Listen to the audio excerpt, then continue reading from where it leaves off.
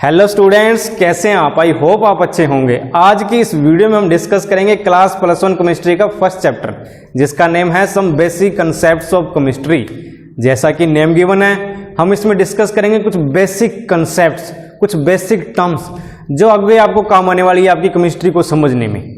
अगर आपने ये वीडियो स्किप कर दी या कोई कंसेप्ट आपको ऐसा है जिसको आपने कंसंट्रेशन के साथ नहीं देखा, आपको समझ ना आया, तो ये मान के चलिए कि आगे आपको केमिस्ट्री में दिक्कत आएगी। तो इसलिए मेरी रिक्वेस्ट रहेगी कि इस वीडियो को एंड तक देखना है ताकि सारे कंसेप्ट आपको समझ में आ जाएं। और अगर कंसेप्ट आपको क्लियर हो गए तो केमिस्ट्री आपका फेवरेट सब्जेक्ट होगा, ये मेरी गारंटी है। तो चलिए बिना देरी के शुरू करते हैं इस वीडियो को। उठाइए अपनी नोटबुक और पेन और देखते हैं कि आज हम इस नोटबुक में क्या नोट करते हैं।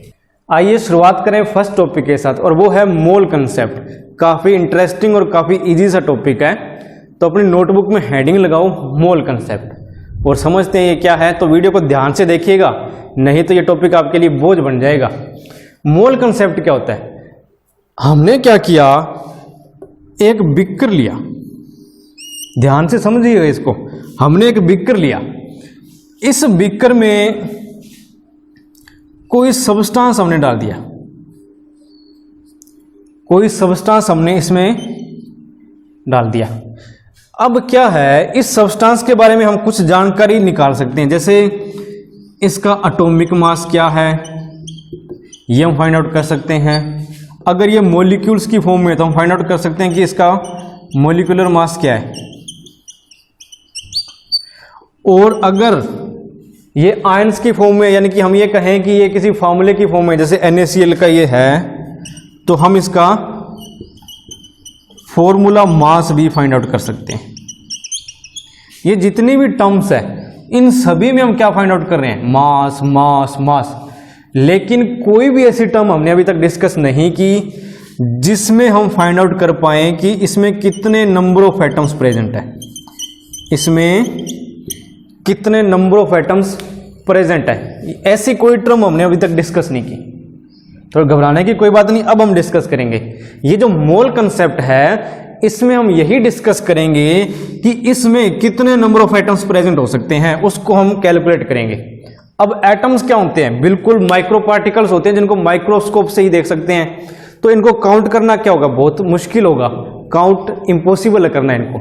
तो इसके लिए हमें कोई ऐसा मेथड चूज करना पड़ेगा जिनसे क्या है, हम इनके नंबर ऑफ एटम्स को हासिल कर सके, नंबर ऑफ एटम्स को कैलकुलेट कर सके।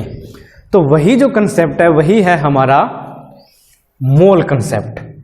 अब आपने कभी सोचा होगा, कभी देखा होगा कि मार्केट में आप जाते हो, आप गए नोटबुक लेने, तो आपने बोला 1 डजन नोटबुक दे दो हमें, 1 डजन नोटबुक। तो इसका मीनिंग क्या होगा? जो भी दुकानदार होगा वो आपको क्या देगा? 12 नोटबुक देगा। या आपने कहा मेरे को 1 पेयर चप्पल चाहिए, 1 पेयर हेयर पिन, चप्पल, कुछ मर्जी कह लो। तो पेयर का मीनिंग क्या होगा? 2। यानी कि ये कुछ क्वांटिटीज है हमारे पास। जैसे डजन है तो डजन का मीनिंग क्या है? 12। पेयर का मीनिंग क्या है? 2। इसी प्रकार अगर हम ग्रुप्स की बात करें, अगर हम बात करें ग्रुप्स की, तो उसमें क्या होगा? 144 आइटम्स होंगे। जैसे डजन में 12 हैं, पेयर में 2 है, ग्रुप्स में कितनी होगी? 144 आइटम्स होंगी। उसी प्रकार क्या है, एक साइंटिस्ट था एवोगैड्रो, उन्होंने एक नंबर दिया। वो नंबर है ये, नोट कर लो इसको, जिसको हम जानते हैं एवोगैड्रोज नंबर से, जिसको हम जानते हैं एवोगैड्रो नंबर से। और उसकी संख्या क्या है? ये 6.022137 × 10⁻³ इसको हम कहेंगे एवोगैड्रो नंबर। और इसको रिप्रेजेंट करने के लिए, यानी कि इतना बड़ा नंबर तो नहीं लिखेंगे हम हर बार, यानी कि हर बार ये तो नहीं लिखेंगे ये एवोगैड्रो नंबर, तो कुछ शॉर्ट फॉर्म में लिखना पड़ेगा हमें। तो हम इसको यहां से शुरू करते हैं, नंबर से। तो लिखो नंबर, कौन सा नंबर है ये? एवोगैड्रो का नंबर। तो एवो को इसको पैर में लगा दो आप, ये इसको डिनोट करता है। यानी कि हम डायरेक्टली इसको लिख सकते हैं Na, और जहां ये लिखा आ गया तो इसका मीनिंग क्या होगा? इसका मीनिंग होगा एवोगैड्रो नंबर, जिसको आप रिप्रेजेंट कर सकते हो 6.022 × 10⁻² से। अब इतनी भारी संख्या तो मैं याद नहीं कर सकता, तो इसको हमने थोड़ा छोटा कर लिया। और छोटा करने के बाद में ये संख्या हमारे सामने आ चुकी है। इसको तो आपको याद करना पड़ेगा, तो यहां तक एक बार नोट करो आप। अब क्या है कि इन्होंने एक नंबर दिया एवोगैड्रो ने, और जिसको हमने जाना एवोगैड्रो नंबर के नाम से। तो इसका मतलब क्या है कि 1 ग्राम एटम्स अगर हम लेते हैं तो उसमें कितने नंबर ऑफ पार्टिकल्स या कितने नंबर ऑफ एटम्स प्रेजेंट होंगे, तो वो होंगे 6.022 इंटू 10⁻23 एटम्स। ये इन्होंने कुछ बताया हमें। इन्होंने बताया कि अगर हम 1 ग्राम एटम लेंगे या हम लेते हैं 1 ग्राम कोई मॉलिक्यूल, तो उसमें 6 पॉइंट यानी कि ये जो नंबर हमें दिया गया है इस अमाउंट के बराबर अगर एटम्स लेते हैं तो एटम्स प्रेजेंट होंगे। अगर हम मॉलिक्यूल की बात करते हैं तो इतने क्या होंगे, नंबर ऑफ मॉलिक्यूल्स उसमें प्रेजेंट होंगे। अगर किसी को एटम्स नहीं पता और मॉलिक्यूल्स नहीं पता तो जरा देख लो ध्यान से। हमारे पास एक कंपाउंड लेते हैं हम H2O। अब इस H2O में क्या है, जो हाइड्रोजन है इसमें 2 है एटम्स, एक हाइड्रोजन और एक ऑक्सीजन, ये दोनों तो है एटम। अब इन दोनों ने आपस में कंबाइन करके क्या बना लिया, एक कंपाउंड बनाया। ये इसको हम जानेंगे मॉलिक्यूल के नाम से। तो ये बात क्लियर हुई, एटम्स क्या होते हैं और मॉलिक्यूल्स क्या होते हैं। इसकी एग्जैक्ट रिएक्शन कुछ इस प्रकार की बनेगी। ये भी एक मॉलिक्यूल है, इसमें 2 हाइड्रोजन आपस में कंबाइन करके, इसमें 2 ऑक्सीजन आपस में कंबाइन करके, तो ये होता है। एटम में क्या होगा, इंडिविजुअल हम लेंगे, जैसे इसमें हाइड्रोजन और इसमें ऑक्सीजन, स्मॉलेस्ट यूनिट होती है। एटम क्या होगा, स्मॉलेस्ट पार्टिकल होगा, जिससे और अधिक हम नहीं तोड़ सकते। तो ये है आपका 1 ग्राम एटम।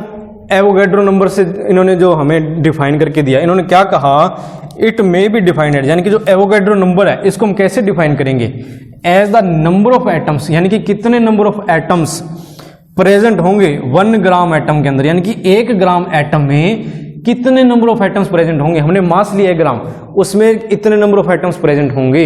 ये हमें किसने बताया, एवोगैड्रो ने। तो इसीलिए इनके नाम पे हमने रख दिया इसका नाम एवोगैड्रो नंबर, या द नंबर ऑफ मॉलिक्यूल्स, यानी कि या क्या कहें हम, नंबर ऑफ मॉलिक्यूल्स प्रेजेंट होंगे किसमें, इन 1 gram of molecule of substance, यानी कि 1 ग्राम मॉलिक्यूल्स में कितने नंबर ऑफ मॉलिक्यूल्स प्रेजेंट होंगे।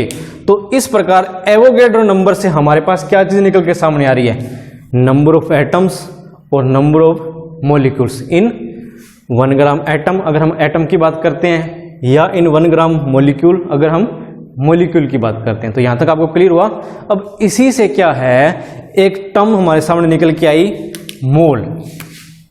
अब हम उसी के बारे में चर्चा करेंगे। अब देखते हैं मोल के बारे में। तो पहले इसका स्क्रीनशॉट ले लो आप, मोल क्या होता है। तो अभी हमने डिस्कस किया एवोगैड्रो नंबर के बारे में। तो एवोगैड्रो नंबर क्या था, उसको हम रिप्रेजेंट करते हैं Na से। तो इसकी एक वैल्यू थी हमारे पास जो आपको याद करनी पड़ेगी, ये। तो इन्होंने क्या कहा एवोगैड्रो ने कि कोई बीकर लिया हमने, और इस बीकर में अगर हम 1 ग्राम कोई भी एटम्स डाल रहे हैं, यानी कि कोई भी हमारे पास सब्सटेंस है जिसमें एटम्स हैं, अगर वो हम इसमें डाल रहे हैं तो इसका मतलब क्या होगा, इसमें क्वांटिटी कितनी है 1 ग्राम, तो इसका मतलब क्या होगा, इसमें 6.022 इंटू 10⁻23 एटम्स है। ये इन्होंने कहा एवोगैड्रो ने। या हम ये कहें कि हमने इसमें क्या डाला, मॉलिक्यूल्स डाले, 1 ग्राम मॉलिक्यूल्स डाल दिए किसी भी सब्सटेंस के, तो इसमें क्या है, इतने मॉलिक्यूल्स प्रेजेंट होंगे, ये एवोगैड्रो ने कहा। तो इसी के बेस पे क्या है, एक नई यूनिट बना दी गई। इसी के बेस पे एक नई यूनिट बना दी गई जिससे हमें नंबर ऑफ एटम्स कैलकुलेट करने थे, और उस यूनिट को नाम दिया गया मोल। उस यूनिट को नाम दिया गया मोल। अगर मैं ये कहूं कि कैसे, तो 1 मोल का मतलब क्या होगा, जरा ध्यान से देखना। 1 मोल का मतलब होगा 6.022 इंटू 10⁻23 एटम्स। बस कुछ नहीं है, एवोगैड्रो को रिप्लेस कर दिया हमने, इसको रिप्लेस कर दिया मोल से। यानी कि अब एक यूनिट बना दी गई जिसमें बताया गया कि जो 1 मोल होगा उसका मतलब होगा इतने एटम्स के बराबर। जो एवोगैड्रो ने हमें संख्या दी थी वही संख्या हमें मोल में लिख दी। यानी कि 1 मोल का मतलब क्या होगा, इतने नंबर ऑफ एटम्स। लेकिन एक थोड़ा सा डिफरेंस है यहाँ, ये जो 1 मोल है ना, इसको भी एक अलग से डिफाइन किया गया। अब इसको ये नहीं कहा गया भी 1 ग्राम हमने एटम डाल दिए तो वो इसके बराबर होगा। अब इसमें 1 मोल को डिफाइन किया गया कि 1 मोल किसके बराबर होगा, कि एक मोल किसके बराबर होगा, वो हम यहाँ डिफाइन करने वाले हैं। तो अब जरा ध्यान से समझिएगा, एक बार फिर से बता देता हूँ। एवोगैड्रो ने ये नंबर दिया हमें कि 1 ग्राम अगर हम एटम्स लेते हैं किसी बीकर में तो इतने नंबर ऑफ एटम्स प्रेजेंट होंगे उस बीकर में। उसने सिंपल सी ये संख्या बताई। इसी प्रकार क्या है, हमने इस एवोगैड्रो नंबर को एक मोल मान लिया, एक यूनिट बना दी हमने मोल, और 1 मोल का मतलब होगा इतने एटम्स। जैसे हम दर्जन की बात करते हैं ना, 1 डजन, तो 1 डजन का मीनिंग क्या है, 12 की संख्या, वही होता है ना। 1 पेयर का मीनिंग क्या है, 2।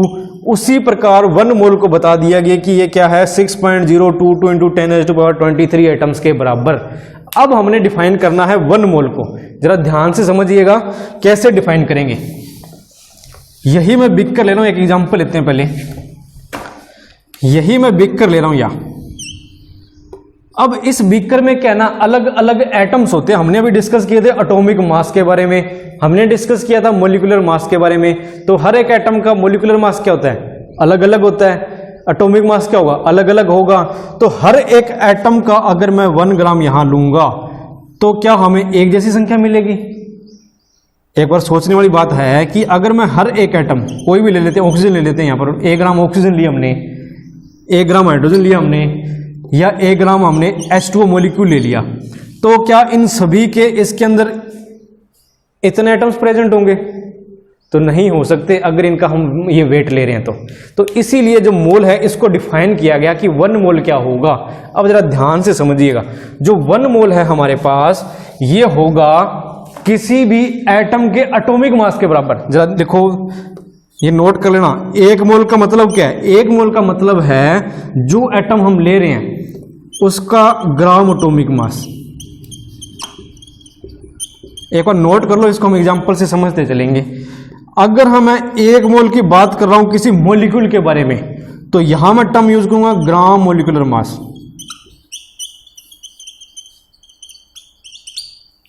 अगर मैं ये कहूं कि जो 1 मोल है, अगर मैं एटम ले रहा हूं, कोई बीकर लिया हमने और इसमें मैं कोई एटम यूज कर रहा हूं, यानी कि इसमें एटम्स डाल दिए मैंने, हाइड्रोजन के एटम्स डाल दिए कह सकते हैं, तो क्या होगा, तो इसमें जो 1 मोल होगा वो इस एक जो हाइड्रोजन का एटम है इसके ग्राम एटॉमिक मास के बराबर होगा।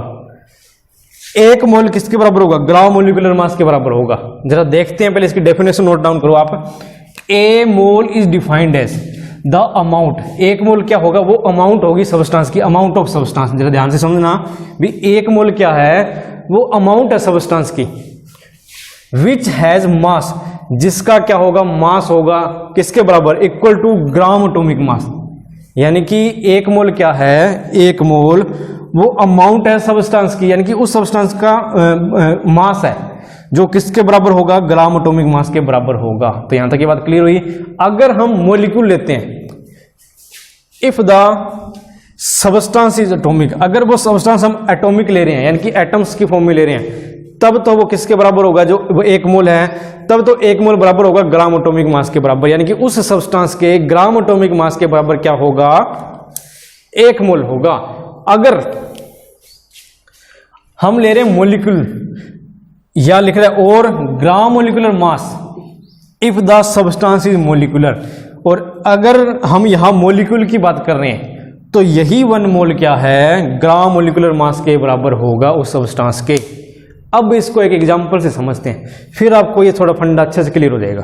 तो देखो, इसको मैं इरेज कर देता हूं एक बार, उम्मीद आपने नोट कर लिया होगा।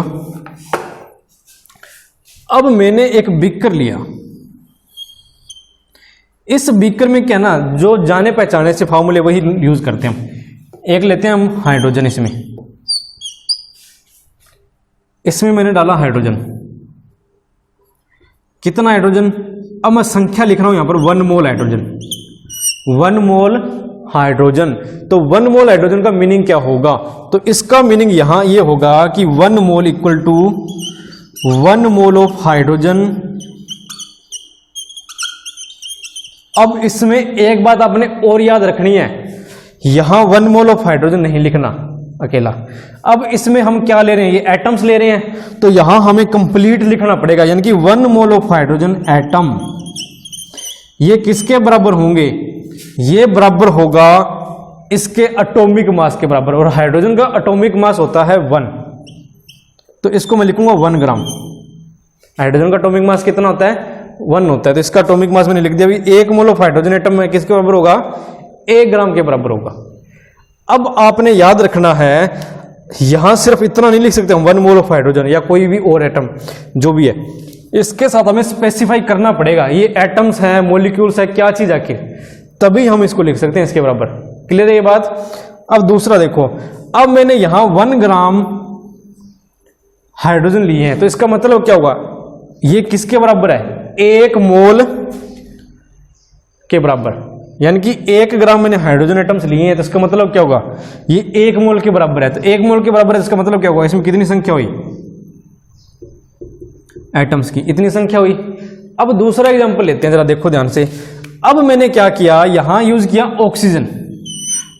ऑक्सीजन यानी कि 1 mole of oxygen, 1 mole of oxygen. अब ऑक्सीजन का एटॉमिक मास क्या होगा? 1 मोल ऑफ ऑक्सीजन एटम, ये हम वर्ड यूज करेंगे, एटम को मत भूल जाना। 1 मोल ऑफ ऑक्सीजन एटम, तो ये ऑक्सीजन हमने लिया है एटम के रूप में, तो इसका क्या होगा? इसका एटॉमिक मास होता है 16 ग्राम।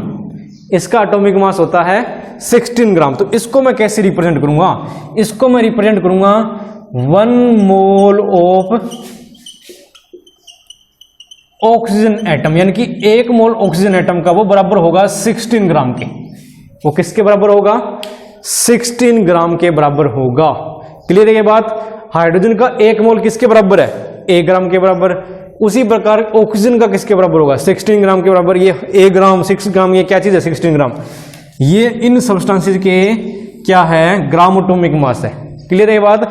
यानी कि अगर हम एटॉमिक सब्सटेंस ले रहे हैं यहां पर, यानी कि कुछ भी ले रहे हैं हम, सब्सटेंस क्या एटॉमिक हम ले रहे हैं, तो क्या होगा? तब हम वर्ड यूज करेंगे ग्राम एटॉमिक मास, यानी कि उसका एटॉमिक मास देखेंगे। यहां हमने हाइड्रोजन लिया तो मैंने हाइड्रोजन का एटॉमिक मास लिखा, मैंने यहां ऑक्सीजन लिया तो मैंने ऑक्सीजन का एटॉमिक मास लिखा। अब एक मॉलिक्यूल ले लेते हैं, इन्हीं दोनों से एक मॉलिक्यूल की फॉर्मेशन होती है। वो मॉलिक्यूल क्या है? जाना पहचाना सा मॉलिक्यूल है H2। इसको आप जानते हो, जानते हैं ना?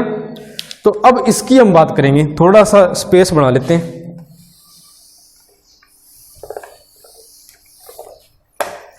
अब हम बात करेंगे H2O के बारे में। अब मैं कह रहा हूं कि इस बीकर में सिर्फ और सिर्फ 1 मोल H2O का है, 1 मोल H2O का है। तो इसका मीनिंग क्या होगा? 1 मोल ऑफ H2O मॉलिक्यूल, ये आपको लिखना जरूरी है। 1 मोल ऑफ H2O मॉलिक्यूल, यानी कि हम क्या ले रहे हैं? मॉलिक्यूल ले रहे हैं, एटम ले रहे हैं। अगर ये नहीं लिखोगे तो आपका ये गड़बड़ हो जाएगा सारा, इसके बगैर कोई वैल्यू नहीं है। अगर मैंने यहां भी तो लिखा है ना 1 मोल ऑफ ऑक्सीजन, इतना भी लिख सकता था, लेकिन क्या ना पूरा नहीं बताओगे तो कैसे चलेगा काम? पूरा बताना पड़ेगा। अब इसका मीनिंग ये भी तो हो सकता है ना कि मैं ये इसकी बात कर रहा हूं, O2 की बात कर रहा हूं, या हो सकता है मैं यहाँ O3 की बात कर रहा हूं, ओजोन की बात कर रहा हूँ। तो ऐसा नहीं है, हमें प्रॉपर बताना पड़ेगा यहाँ ऑक्सीजन का क्या ले रहे हैं हम, एटम ले रहे हैं, मॉलिक्यूल ले रहे हैं, क्या चीज ले रहे हैं, फिर ही हम इसको फाइंड आउट कर सकते हैं। तो जरा गौर करना, इस कंसेप्ट को भी हम समझ लेंगे आगे। 1 mole of H2O molecule, H2O molecule की हम बात कर रहे हैं। तो अब हमारे पास हाइड्रोजन का एटॉमिक वेट पता है 1 है, ऑक्सीजन का कितना है 16 है। अब हमने कितने हाइड्रोजन यूज किए हैं इसमें? H2O के फॉर्मूले में हाइड्रोजन कितने हैं? 2 है, तो इसको टोटल वेट कितना हो गया इसका? 2 हो गया। ऑक्सीजन कितना था? 1 था, तो टोटल वेट कितना बना? 18। समझ में ये बात? हमने यहाँ पर कुछ नहीं किया, हाइड्रोजन का एटॉमिक वेट देखा, ऑक्सीजन का एटॉमिक वेट देखा, जितने ये हाइड्रोजन यूज हुए हैं, एक हाइड्रोजन का वेट 1 ग्राम है, 2 का कितना होगा? 2 ग्राम होगा, तो ये 2 ग्राम हो चुका है। ऑक्सीजन का 1 का वेट कितना है? 16 ग्राम। एक ही ऑक्सीजन यूज हुआ है हमारे पास, तो ये 16 हो गया। टोटल वेट कर दो इनका, कितना हो गया? 2 ये हो गया, 16 ये हो गया, टोटल कितना हो गया? 18 ग्राम। यानी कि हम क्या लिखेंगे? 1 मोल ऑफ H2O मॉलिक्यूल, ये किसके बराबर होगा? ये बराबर होगा 18 ग्राम के। ये बात क्लियर हुई आपको कि हमने कैसे किया? भी 1 मोल का मतलब क्या होता है, यही आपको क्लियर होना जरूरी है। अगर ये क्लियर है ना, फिर आपको कोई दिक्कत नहीं है। एक एग्जांपल और लेते हैं, ये जो हम बात कर रहे थे O2 की, इसकी बात करते हैं। अब मैं लिखता हूं 1 मोल ऑफ ऑक्सीजन मॉलिक्यूल। मैं ऑक्सीजन मॉलिक्यूल की बात कर रहा हूं। ऑक्सीजन मॉलिक्यूल कहें तो ये थोड़ा सा रफ कर देते हैं, अब इसकी जरूरत नहीं रही। अब ऑक्सीजन O2 की मैं बात कर रहा हूं। तो अब देखो इसमें क्या है, 2 ऑक्सीजन है। एक ऑक्सीजन का कितना वेट होता है 16, 2 का कितना होगा 32 ग्राम। तो अब देखो 1 मोल ऑफ ऑक्सीजन मॉलिक्यूल ये किसके बराबर होगा, ये होगा इसके बराबर। अगर मैं लिखता हूं 1 मोल ऑफ ऑक्सीजन एटम, अगर मैं एटम की बात कर रहा हूं तो वो किसके बराबर होगा, वो होगा 16 ग्राम के बराबर। समझ में आया? फर्क तो सिर्फ यही है ना इसमें, बाकी तो सारा सेम है, लेकिन इसी से डिफरेंस आ गया आपका। क्लियर है ये बात? मोल क्या होता है ये भी क्लियर हो गया होगा आपको कि 1 मोल क्या होता है। यानी कि अगर हम एटम्स की बात करेंगे तो जो 1 मोल होगा वो उस एटम का एटॉमिक मास के बराबर होगा। उसको हम ग्राम में रिप्रेजेंट कर देंगे, जैसे हमने यहां रिप्रेजेंट किया, ये रहा 16 ग्राम। अगर हम मॉलिक्यूल की बात करते हैं तो हम क्या करेंगे, उस मॉलिक्यूल के वेट के बराबर होगा, उसको हम क्या लिखेंगे, ग्राम मॉलिक्यूलर मास के बराबर लिख देंगे एटॉमिक 1 मोल को। ये बात क्लियर हुई आपको? तो अब इसको नोट कर लो। अभी तक जो हमने डिस्कस किया उसको इस डायग्राम में मैंने समराइज कर दिया, तो इसका स्क्रीनशॉट ले लो और इसको आपने अपनी नोटबुक में नोट करना है। तो हमने क्या डिस्कस किया 1 मोल के बारे में कि 1 मोल क्या होता है, 1 मोल में इतने पार्टिकल्स होंगे। वो पार्टिकल्स क्या हो सकते हैं, एटम्स हो सकते हैं, मॉलिक्यूल्स हो सकते हैं। इसी प्रकार 1 मोल किसके बराबर होगा, अगर हम एटम्स की बात कर रहे हैं तो वो होगा ग्राम एटॉमिक मास के बराबर। मॉलिक्यूल की बात कर रहे हैं तो वो मॉलिक्यूलर मास के बराबर होगा। इसी प्रकार एटम्स हम कहते हैं कि 1 ग्राम ऑफ एटम, जैसे कार्बन है तो कार्बन में क्या होगा, इसका एटॉमिक मास किसके बराबर होगा, 12 ग्राम के बराबर। तो इसको क्या लिखोगे, 1 मोल ऑफ कार्बन किसके बराबर होगा, 12 ग्राम। तो यहां आपने गलती नहीं करनी, जरा ध्यान से देखिएगा, मैंने इतना ही लिखा है 1 मोल ऑफ कार्बन, तो इसके साथ क्या लिखोगे, एटम भी लिखना जरूरी है। इसी प्रकार सोडियम की बात कर लेते हैं, 1 मोल ऑफ सोडियम एटम, तो ये किसके बराबर होगा, ये होगा 23 ग्राम के बराबर, जो इसका एटॉमिक मास है, ग्राम एटॉमिक मास है, यही है। यानी कि इस केस में हम क्या लेंगे, ग्राम एटॉमिक मास। इसी प्रकार अगर हमारे पास मॉलिक्यूल्स है जैसे H2O, CO2, तो इनके केस में हम यहां क्या लेने वाले हैं, यहां हम लेंगे मॉलिक्यूलर मास। तो देखो H2O की बात हम कर रहे हैं, इसका एग्जांपल हम ले चुके हैं पहले, यानी कि 1 मोल ऑफ H2O मॉलिक्यूल, तो ये किसके बराबर होगा, ये होगा 18 ग्राम के बराबर, यही है। इसी प्रकार 1 मोल ऑफ CO2 वो किसके बराबर होगा, CO2 मॉलिक्यूल, वो होगा 44 ग्राम के बराबर। अब कई कंपाउंड ऐसे भी होते हैं, सब्सटेंस ऐसे भी होते हैं जिनमें हम यूज करते हैं फार्मूला मास। तो फार्मूला मास जैसे हम यूज करेंगे सोडियम क्लोराइड के केस में, तो इसके केस में हम क्या लिखेंगे, 1 mole of NaCl molecule is equal to इतने ग्राम के बराबर। तो ये बात क्लियर हुई आपको कि किस प्रकार 1 मोल को हम डिफाइन करते हैं और किसी भी सब्सटेंस की वैल्यू हम कैसे लिखेंगे। अब सोल्व करते हैं ये numerical. Calculate the mass of an atom of silver, हमें मास कैलकुलेट करना है एक सिल्वर के एटम का, और एटॉमिक मास होता है इसका 108 ग्राम। तो कैसे सोल्व करोगे, यहां हम यूज करेंगे मोल कंसेप्ट। तो लिखिए 1 mole of silver atom, 1 mole silver atom का किसके बराबर होगा, इसके एटॉमिक मास के बराबर, और एटॉमिक मास कितना है 108 ग्राम, यही है। अब इस टर्म को हम क्या लिख सकते हैं, इसका क्या मीनिंग है, इसका मीनिंग है कि 1 मोल मतलब 0.6.022 इंटू 10⁻23 एटम्स के बराबर होगा। किसके एटम्स होंगे, सिल्वर के, और वो किसके बराबर है 108 ग्राम के बराबर। यानी कि कहने का मतलब क्या है, 1 मोल ऑफ सिल्वर एटम, इसका मतलब क्या है, यानी कि इसमें 1 मोल में इतने एटम सिल्वर के प्रेजेंट है और उनका मास है ये। सिंप्लीफाई कर लिए इसको। अब हमने क्या फाइंड आउट करना है, mass of an atom of silver, यानी कि सिल्वर के 1 एटम का मास हमने फाइंड आउट करना है। इतने एटम्स का मास है इतना, 1 एटम का क्या हुआ, इससे डिवाइड कर देंगे हम टोटल नंबर ऑफ एटम्स को, यही होगा। यानी कि इतने एटम्स मिलके बना रहे हैं इतना मास। एक एटम का मास क्या होगा, इन सारी क्वांटिटीज को क्या करेंगे, जितने नंबर ऑफ एटम्स उससे डिवाइड कर देंगे इस मास को, तो हमारे पास आ जाएगा एक एटम का मास। तो क्या होगा वो जरा बताओ, ये ग्राम में आएगा तो लिखो क्या आएगा। तो इसको सोल्व करने का बिल्कुल सिंपल सा मेथड है, इसको लिखेंगे 108 अपॉन 6.022 इंटू 10⁻⁻³ ग्राम, ये इसकी वैल्यू आएगी।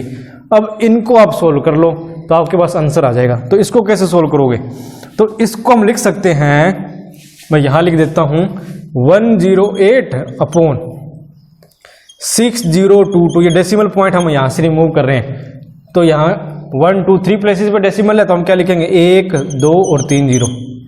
जब इसको सोल्व करेंगे तो क्या होगा, इसको सोल्व करेंगे तो ये बनेगा 108 इंटू में ये ऊपर चला जाएगा अपॉन 6022, ये संख्या हमारे पास बढ़ने वाली है। तो इसको सिंपली आप लिख सकते हो भी, अगर यहाँ डेसिमल पॉइंट दिया हुआ है तो कई को क्या करते हैं डायरेक्टली यहाँ पर 30 लगा देते हैं और डेसिमल पॉइंट हटा देते हैं। ये क्यों होता है वो मैंने आपको यहाँ बता दिया। अब इसको आपने सोल्व करना है। जब इसकी कैलकुलेशन हम करेंगे तो इसका रिजल्ट आएगा 1.793 के बराबर, 1.793, यानी कि जो सारा कंप्लीट जब सोल्व होगा तो इसका जो रिजल्ट आना है हमारे पास वो आएगा 1.793 इंटू 10⁻⁻² ग्राम। इसको आपने सोल्व करना है तो इसका रिजल्ट इसके बराबर आएगा। तो ये है एक एटम का मास। क्लियर हो गया। अब देखते हैं ए मॉलिक्यूल ऑफ कार्बन डाइऑक्साइड, तो इसको कैसे सोल्व करोगे, यही मोल कंसेप्ट यूज करेंगे, सेम मेथड रहेगा। जिनको समझ में आ गया तो वो वीडियो को पॉज करके खुद सोल्व कर सकते हैं, अदरवाइज आपकी रिवीजन के लिए मैं तो करवाऊंगा ही। तो लिखो 1 मोल ऑफ CO2 मॉलिक्यूल किसके बराबर होगा, इसका मॉलिक्यूलर मास क्या होगा बताओ। CO2 का मॉलिक्यूलर मास, कार्बन का होता है 12, याद रखिएगा, ऑक्सीजन का होता है 16। यहां हम कर रहे हैं CO2, कार्बन 1 है और ऑक्सीजन कितने हैं 2, 12 और प्लस में 32, ये होगा 44। तो 1 मोल बराबर होगा 44 ग्राम के। इसका मतलब क्या है 6.022 इंटू 10⁻23 जो है atoms of CO2, sorry molecules of CO2, क्योंकि मॉलिक्यूल्स की बात कर रहे हैं, वो किसके बराबर होंगे, वो बराबर होंगे 44 ग्राम के बराबर। एक मॉलिक्यूल का वेट क्या होगा, mass of A molecule of CO2, वो किसके बराबर होगा, वो होगा 44 अपॉन, क्या करेंगे ये डिवाइड में कर देंगे हम, लिखो 6.022 इंटू 10⁻23 ग्राम के। जब इसको हम सोल्व करेंगे तो हमारे पास जो रिजल्ट आएगा वो आएगा 7.307 इंटू 10⁻23 ग्राम, इसके बराबर आएगा। तो इसको अपने सोल्व करना है। तो ये है आपका न्यूमेरिकल, नोट कर सकते हो। अब देखिए नेक्स्ट न्यूमेरिकल, और ये क्या कहता है, how many atoms and molecules of sulphur are present in 64.0 gram of sulphur S8। यानी कि हमारे पास कोई बीकर दिया गया है और उसमें क्या है, मॉलिक्यूल्स है S8 के, और इनकी क्वांटिटी कितनी है 64 ग्राम। अब इसमें हमने फाइंड आउट करने हैं कि कितने मॉलिक्यूल्स प्रेजेंट है और कितने एटम्स प्रेजेंट है। मॉलिक्यूल्स तो हम इससे फाइंड आउट कर लेंगे मोल कंसेप्ट का यूज करके। जितने मॉलिक्यूल्स आएंगे उसको हम क्या करेंगे 8 से मल्टीप्लाई कर लेंगे, तो हमारे पास क्या जाएंगे, नंबर ऑफ एटम्स आ जाएंगे। तो चलो शुरुआत करते हैं, देखते हैं। सबसे पहले लिखो gram molecular mass of S8 क्या होगा। हमारे पास जो सल्फर होता है इसका एटॉमिक मास होता है 32, ये है हमारे पास टोटल 8, तो इनकी मल्टीप्लाई करो 6, 256 ग्राम के बराबर। ये आपके पास आ चुका है gram molecular mass of sulphur. अब हमें पता है जो कंसेप्ट है, यानी कि 256 ग्राम है, 256 ग्राम वो किसके बराबर होंगे, 1 मोल ऑफ S8 मॉलिक्यूल के बराबर। ये बात क्लियर है, यानी कि 256 ग्राम होंगे हमारे, वो 1 मोल ऑफ S8 मॉलिक्यूल के बराबर होंगे। अब इसको हम सिंप्लीफाई करें तो ऐसे लिख सकते हैं 256 ग्राम किसके बराबर होंगे 6.022 into 10⁻23 molecules of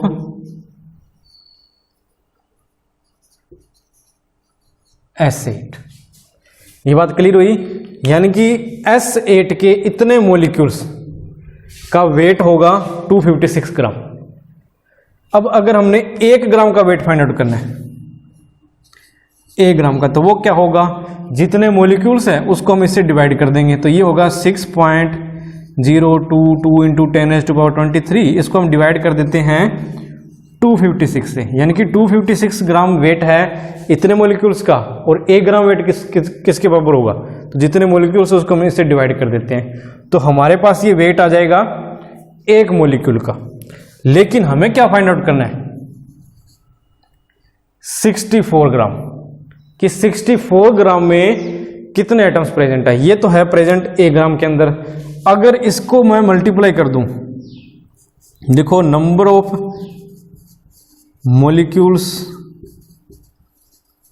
present in 64 gram of S8, यानी कि सल्फर 8 के 64 ग्राम में कितने मोलिक्यूल्स प्रेजेंट होंगे, वो कैसे फाइंड आउट करेंगे। 1 ग्राम में इतने प्रेजेंट है और 64 ग्राम में कितने होंगे, इसे मल्टीप्लाई कर देंगे 6.022 इंटू 10⁻23 अपॉन 256, और इसकी मल्टीप्लाई कर देंगे 64 के साथ। जब इसको आप सोल्व करोगे तो इसकी वैल्यू आपके पास आनी है 1.506 इंटू 10⁻23 मोलिक्यूल्स। यहां तक क्लियर हुआ। ये एक बार फिर बता देता हूं, हमारे पास क्या है S8 है, S8 के 64 ग्राम में हमने बताना है कितने नंबर ऑफ मोलिक्यूल्स है। पहले मोलिक्यूल्स की ही बात करते हैं, तो कैसे फाइंड आउट करोगे, तो हमने इसका gram molecular mass find out किया, वो है 256 ग्राम के बराबर। ये क्लियर है। इसका मीनिंग क्या है, इसका मीनिंग है कि 256 ग्राम ऑफ S8, इसका जो मास हम लेंगे 256 ग्राम सल्फरेट का, तो उसमें क्या होगा 1 मोल प्रेजेंट होगा, 1 मोल ऑफ एटम्स प्रेजेंट होंगे। 1 मोल ऑफ एटम का मतलब क्या है, इसमें इतनी क्वांटिटी एटम्स की प्रेजेंट होंगी, किसमें 256 ग्राम में। क्लियर है। इससे हमने 1 ग्राम का वेट निकाल लिया, और ये ग्राम का वेट हमने क्यों निकाला, क्योंकि हमें फाइंड आउट करना है 64 ग्राम के अंदर, 64 ग्राम के अंदर कितने एटम्स प्रेजेंट है, तो इसीलिए हमने क्या किया, ग्राम को कैलकुलेट किया पहले भी, 1 ग्राम में कितने एटम्स हैं और उसको हम 64 से मल्टीप्लाई कर देंगे, तो हमारे पास क्या आ जाएंगे, टोटल नंबर ऑफ जो मोलिक्यूल्स है 64 ग्राम में कितने प्रेजेंट है वो आ जाएंगे। यानी कि 1 ग्राम में कितने मोलिक्यूल्स प्रेजेंट है, इन नंबर ऑफ मोलिक्यूल्स है इन 1 ग्राम। अगर इसकी 64 से मल्टीप्लाई कर दूंगा तो हमारे पास क्या होगा, ये संख्या आ जाएगी, यानी कि 64 ग्राम में कितने मोलिक्यूल्स प्रेजेंट है, तो इनकी मल्टीप्लाई की तो हमारे पास ये रिजल्ट सामने है। क्लियर है। अब हमने फाइंड आउट करने नंबर ऑफ एटम्स, वो मैंने आपको फॉर्मूला पहले ही बता दिया था कि हम मोलिक्यूल कैलकुलेट करेंगे और उसको 8 से मल्टीप्लाई कर देंगे, क्योंकि फॉर्मूले में क्या दिया हुआ है S8 दिया हुआ है, यानी कि एक जो मोलिक्यूल है उसमें जो नंबर ऑफ एटम्स है वो कितने होंगे, 8 के बराबर है। इतने मोलिक्यूल्स प्रेजेंट है, तो इसको डायरेक्टली हम क्या लिखेंगे, लिखो number of atoms of sulphur कितने होंगे 1.506 इंटू 10⁻23, इसको डायरेक्टली मल्टीप्लाई कर देंगे हम 8 से। जब इसकी 8 से हम मल्टीप्लाई करेंगे तो हमारे पास जो रिजल्ट आएगा वो आएगा 1.2048 इंटू 10⁻24 एटम्स। इसके बाद बराबर ये रिजल्ट आएगा। क्लियर है ये बात। तो इस प्रकार हम नंबर ऑफ एटम्स और number of molecules find out कर सकते हैं यूजिंग मोल कंसेप्ट। तो नोट कर लो इसको। आइए सोल्व करते हैं नेक्स्ट सम। ये क्या गिवन है इसमें, calculate the number of moles. हमें कैलकुलेट करने हैं नंबर ऑफ मोल्स। और क्या दिया गया है, इन 392 ग्राम ऑफ सल्फ्यूरिक एसिड। हमें गिवन है 392 ग्राम ऑफ सल्फ्यूरिक एसिड। जो चीज गिवन है पहले वो नोट करते हैं। तो क्या गिवन है, मास ऑफ H2SO4 कितना है 392 ग्राम, यही गिवन है।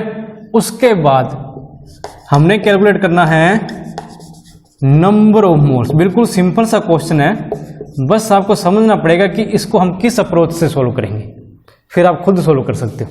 तो देखिए कौन सी अप्रोच हम इसमें यूज करेंगे। मान के चलते हैं कि आपके पास बुक्स हैं, ये एक बुक आपकी, इस बुक का वेट है 2 kg। अब ऐसी ही कुछ बुक्स हैं आपके बैग में जिनका वेट है 2 kg, हर एक बुक का वेट है 2 kg, ये मान के चलते हैं। और जो आपका बैग है, इस टोटल बैग का वेट है 10 kg। आपका जो बैग है उसका वेट है 10 kg और एक बुक का वेट है 2 kg। अब मैं आपसे ये कहूँ कि बिना खोले इसको बताओ इसमें कितनी बुक्स है, तो आप क्या कहोगे कि टोटल वेट कितना है, और उसको डिवाइड कर दोगे एक बुक के वेट से, यही करोगे। और जब डिवाइड करेंगे तो कितनी संख्या हमारे सामने आ रही है 5। तो हम कह सकते हैं कि इस बैग में 5 बुक्स है। ये समझ है ना, बिल्कुल सिंपल सा एग्जांपल है। यही अप्रोच हम इसमें यूज करेंगे। अब ये जो कंसेप्ट हमने यहाँ यूज किया ना 2 kg बुक्स वाला, ये आप मान के चलो कि 1 मोल का वेट है। ये 1 मोल का क्या है, वेट, मास है। 1 मोल का मास है। अब हमें क्या है, इतना मास दे दिया टोटल सब्सटेंस का, इतना मास सब्सटेंस दे दिया, इतना मास दे दिया सब्सटेंस का।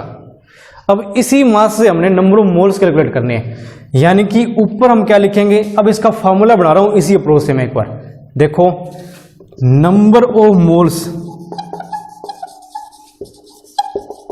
नंबर ऑफ मोल्स कैलकुलेट करने का फॉर्मूला क्या होगा, ऊपर तो लिखेंगे टोटल मास हमारे पास जो भी गिवन है, यानी कि mass of substance, mass of substance, और नीचे क्या होगा 2 kg ये वाला, यानी कि इसको हमने क्या माना है, मोल के बराबर, या हम ये कहें कि मोलर मास, मोलर मास, यानी कि 1 मोल का मतलब क्या होता है भी, उसका मोलर मास क्या है या एटॉमिक मास उसका क्या है, तो वही हम यहाँ लिखेंगे, यानी कि मोलिकुलर मास या एटॉमिक मास।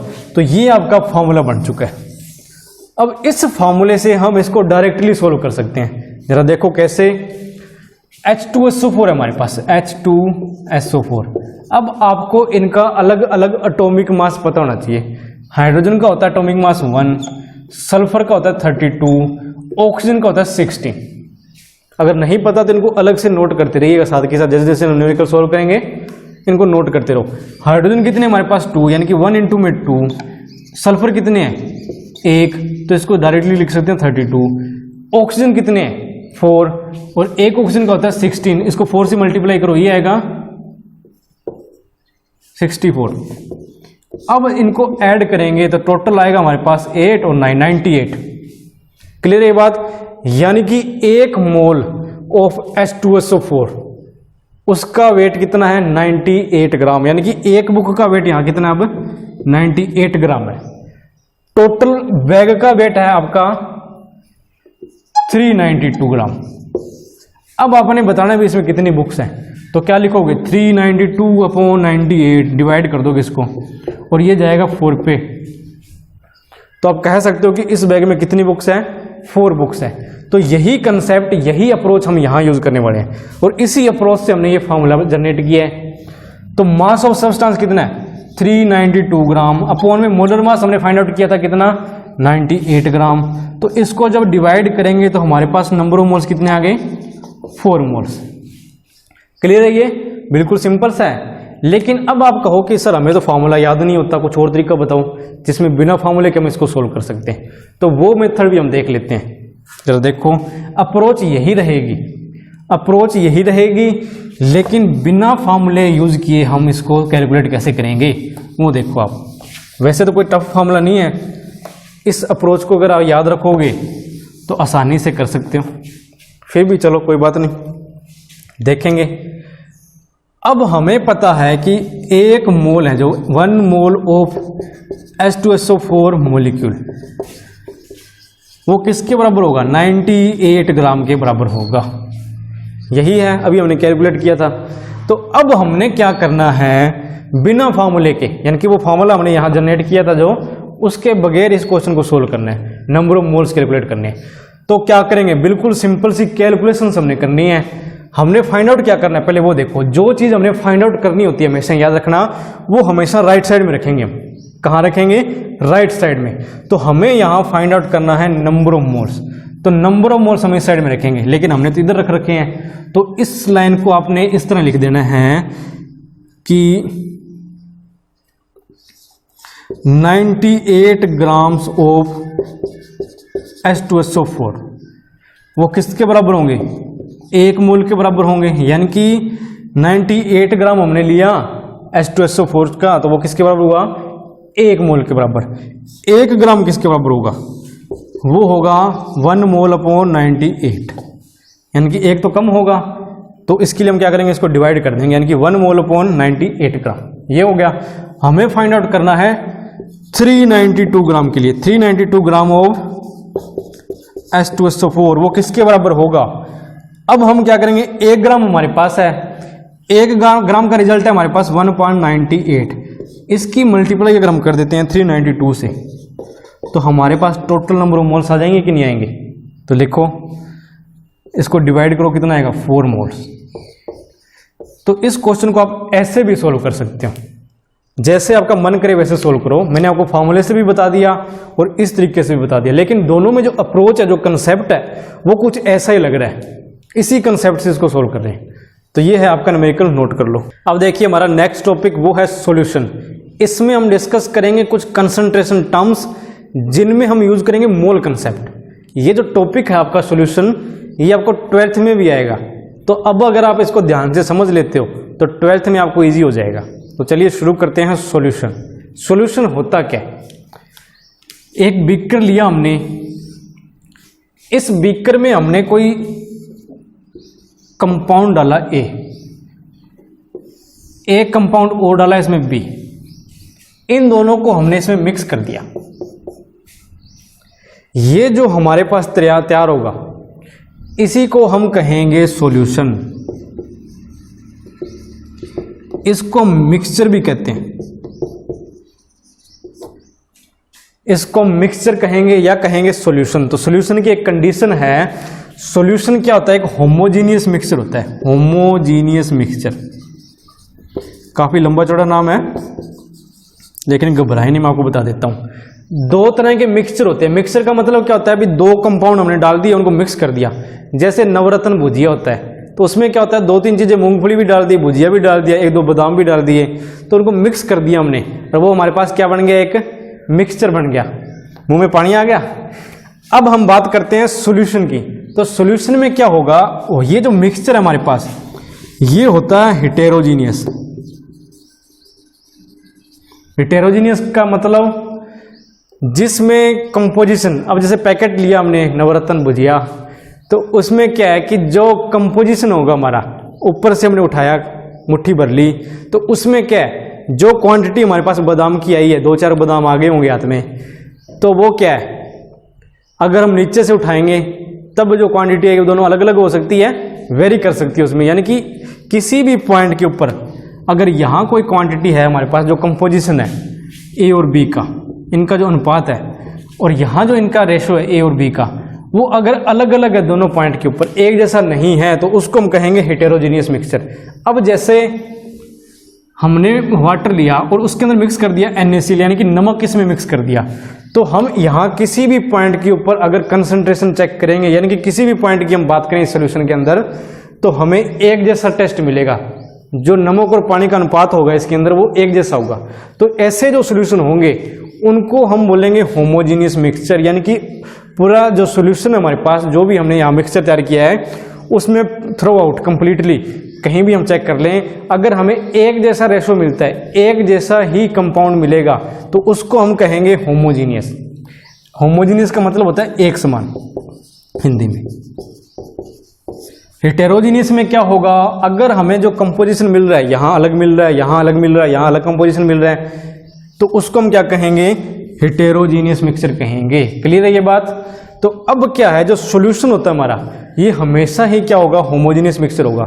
सॉल्यूशन जैसे हिंदी में हम पढ़ते हैं विलयन, तो विलयन को क्या है ना, हम ये कहें कि इसको सॉल्यूशन को बनाने के लिए हमें 2 कंपोनेंट चाहिए।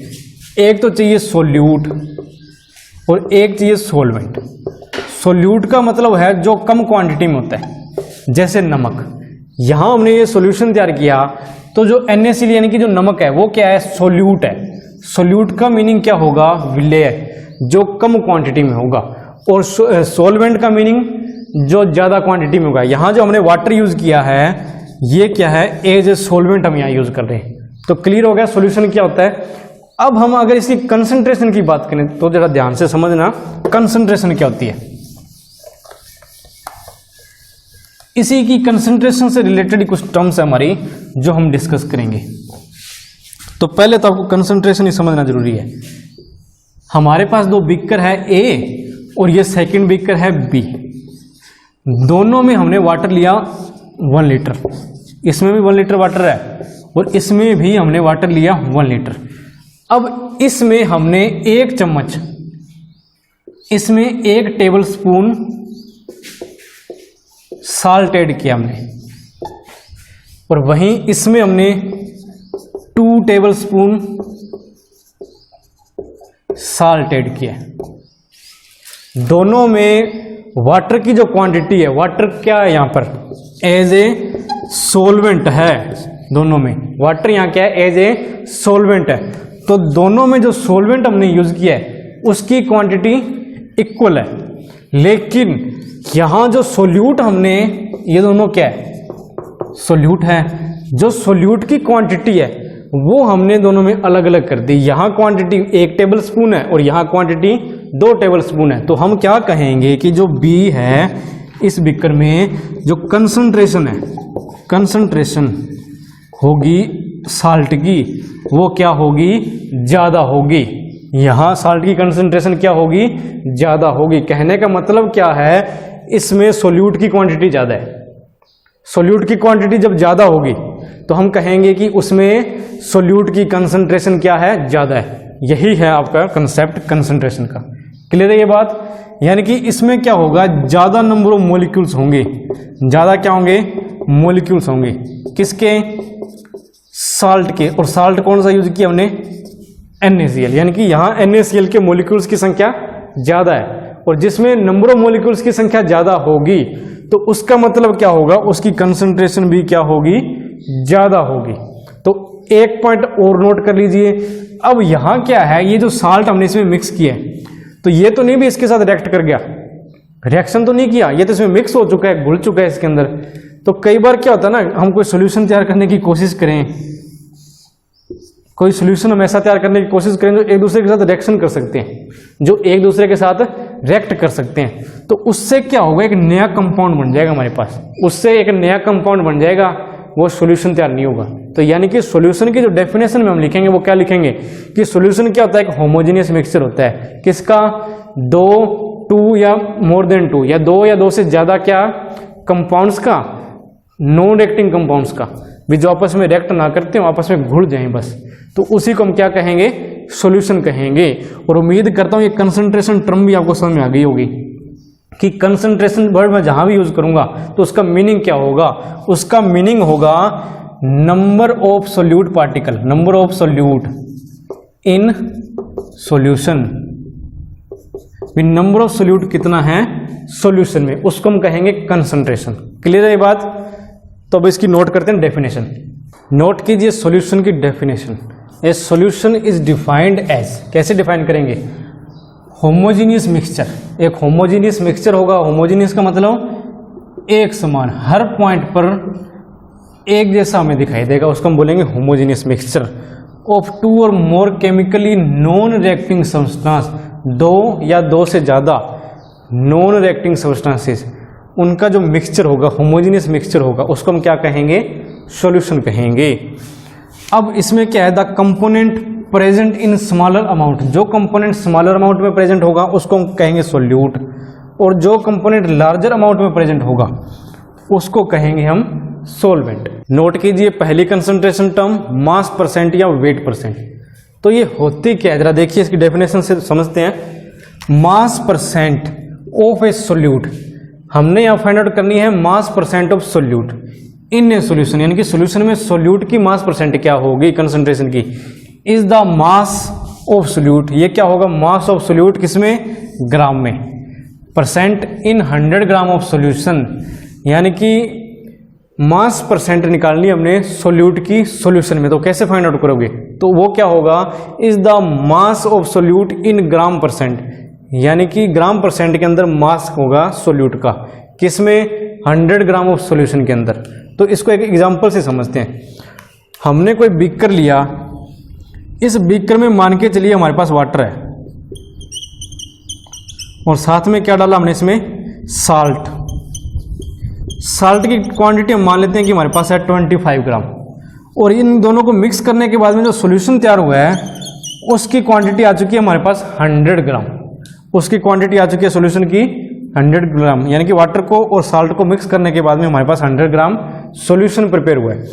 तो हम क्या करेंगे, इस साल्ट की यहाँ परसेंटेज फाइंड आउट करते हैं, मास परसेंटेज ऑफ सोल्यूट। तो कैसे फाइंड आउट करोगे? परसेंटेज कैसे फाइंड आउट करते हैं हम? अगर आपके मार्क्स की हम बात करें तो कैसे फाइंड आउट करोगे? यानी कि आपके मार्क्स आए हैं, जितने मार्क्स आपने ऑब्टेन किए हैं वो ऊपर अपॉन टोटल मार्क्स इनटू में 100 हम कर देते हैं, जिससे हमारे पास क्या परसेंटेज आ जाएगी? मार्क्स ऑब्टेन्ड की। तो वैसे कुछ इसमें करेंगे, जिसकी परसेंटेज हमने फाइंड आउट करनी है वो तो लिखेंगे ऊपर, सोल्यूट की फाइंड आउट करनी है तो इसमें कितनी क्वांटिटी हमने यूज की है? 25 ग्राम। अपॉन में मास ऑफ सोल्यूशन कितना है? 100 ग्राम इनटू में कर देंगे 100। तो ये कैंसिल हो गया, हमारे पास कितना आ गया? 25%, यानी कि 25% कंसंट्रेशन किसकी है? सोल्यूट की इन सॉल्यूशन। तो क्लियर हुई ये बात, कैसे सोल्व किया? तो ये इसका फॉर्मूला है मास परसेंट का, यानी कि मास ऑफ सोल्यूट ऊपर लिखेंगे, मास ऑफ सॉल्यूशन नीचे लिखेंगे, इनटू में 100। अब इसमें ऊपर भी हमने वेट लिया है और नीचे भी हमने वेट लिया है, तो इसलिए इसको वेट अपॉन वेट परसेंटेज भी कह देते हैं हम। क्लियर है ये बात? तो ये है आपकी first concentration term. Next concentration term है स्ट्रेंथ। तो नोट कीजिए स्ट्रेंथ क्या होती है। तो एक एग्जांपल लेते हैं, हमारे पास एक बीकर है और इसमें है वाटर, और वाटर किस में हमने लिया है? लीटर में, यानी कि वॉल्यूम लिया है वाटर का। दूसरा, इसमें हमने डाल दिया साल्ट, और साल्ट हम वॉल्यूम में तो लेंगे नहीं, इसको हम लेंगे मास से, क्योंकि पाउडर है, पाउडर फॉर्म में, क्रिस्टल फॉर्म में है, तो इसका हम क्वांटिटी ले रहे हैं 25 ग्राम। क्लियर है ये बात? यानी कि सोल्यूट तो अगर हम लेंगे वेट, यानी कि उसका मास लेंगे, और जो सॉल्वेंट है अगर उसको हम लेंगे लीटर में, तो जो हमारा सॉल्यूशन प्रिपेयर होगा वो भी क्या होगा? लीटर में प्रिपेयर होगा, यानी कि उसका भी हमें क्या लेना पड़ेगा? उसका भी हमें वॉल्यूम लेना पड़ेगा। तो इस तरह की जो टर्म्स हमारे सामने आएगी, इस तरह के केस में हम इसकी कंसंट्रेशन मेजर करने के लिए जो टर्म यूज करेंगे वो होगी स्ट्रेंथ। तो जरा ध्यान से देखिएगा क्या है, the strength of a solution क्या होगी? इज डिफाइंड एज, इसको हम डिफाइन करेंगे कैसे? The amount of the solute in grams present, यानी कि कितनी अमाउंट सोल्यूट की इन ग्राम्स प्रेजेंट है, कहाँ? इन पर लीटर ऑफ द सॉल्यूशन, यानी कि पर लीटर सॉल्यूशन में कितना ग्राम सोल्यूट प्रेजेंट है, उसको हम क्या कहेंगे? स्ट्रेंथ ऑफ द सॉल्यूशन कहेंगे। तो इसका फॉर्मूला क्या होगा? स्ट्रेंथ इज इक्वल टू क्या होगा? Mass of the solute in grams upon में volume of the solution in litre. तो अब यहाँ जो mass of the solution in grams में मेजर करें तो ग्राम, अपॉन में जो वॉल्यूम किस में मेजर करें? लीटर में। तो स्ट्रेंथ की जो यूनिट होगी वो ये होगी ग्राम पर लीटर, यानी कि ग्राम पर लीटर। ये मैंने यहाँ पे नोट किया। क्लियर है ये बात? और लास्ट जो टर्म हमने डिस्कस की थी वेट बाय वेट, तो उसमें कोई टर्म हम यूज नहीं करने वाले, यानी कि ऊपर भी हमने ग्राम लिया था और नीचे भी क्या लिया था? ग्राम। तो एक इस यूनिट से ये यूनिट कैंसिल हो गई, यानी कि ऊपर 25 ग्राम सोल्यूट का था और 100 ग्राम किसका था? सॉल्यूशन का था। तो जिससे हमारे पास क्या आया? इंटू 100 किया तो क्या आया? 25 आ गया था। तो इसमें परसेंटेज थी हमारे पास, इसकी हम कोई यूनिट नहीं लेंगे। लेकिन स्ट्रेंथ के केस में क्या है? ऊपर ग्राम में क्वांटिटी ली गई है और नीचे ली गई है वॉल्यूम के अंदर, यानी कि लीटर में। तो जिससे क्या होगा? ग्राम पर लीटर इसकी यूनिट सामने आएगी। तो ये है आपका टॉपिक स्ट्रेंथ। तो ये है आपकी आज की वीडियो। उम्मीद करता हूँ ये कंसेप्ट आपको समझ में आए होंगे। ये वीडियो आपको कैसी लगी तो कमेंट करके जरूर बताइएगा। लाइक कीजिएगा, वीडियो को शेयर कीजिएगा ज़्यादा से ज़्यादा, ताकि ज़्यादा से ज़्यादा बच्चों तक ये वीडियो पहुँच सके। तो मिलेंगे नई वीडियो में नए टॉपिक के साथ। तब तक फिजिक्स की प्लेलिस्ट के लिए आप बाएं साइड में क्लिक कर सकते हैं, केमिस्ट्री की प्लेलिस्ट के लिए आप दाएं साइड क्लिक कर सकते हैं। आपको यहाँ पूरी वीडियोज मिलेगी। तो मिलेंगे नेक्स्ट वीडियो में नए टॉपिक्स के साथ। Bye bye.